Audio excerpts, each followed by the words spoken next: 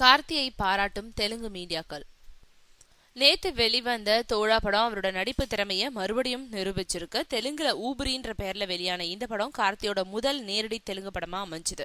தமிழ் ரசிகர்கள் ரசிக்கிறது மாதிரியே தெலுங்கு ரசிகர்களும் ஊபரி படத்தை வெகுவா ரசிச்சுட்டு இருக்கிறதா டோலிவுட்ல இருந்து வரும் தகவல்கள் தெரிவிக்குது. கமர்ஷியல் மசாலா படங்களையும் ரசிக்கும் தெலுங்கு ரசிகர்கள் கிளாசிக் சினிமாக்களையும் ரசிக்க தவறுவதில்லைன்றதை இந்த படம் மறுபடியும் புரிய வச்சிருக்கு.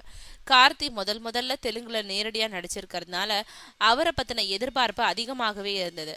அந்த எதிர்பார்ப்பை அவர் சரியா பூர்த்தி செஞ்சு இப்போ தெலுங்கு ரசிகர்களோட மனசுலயும் இடம் பிடிச்சிட்டாரு.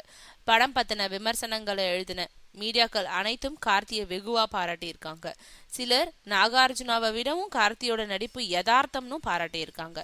இனி தொடர்ந்து கார்த்திய தெலுங்கு படங்கள்ல பார்க்கலாம். கமல்ஹாசனுக்கு பிறகு கார்த்திக்கு தெலுங்கு ரசிகர்கள் கிட்ட நல்ல பெயர் கிடைச்சிருக்குன்னு சொல்றாங்க.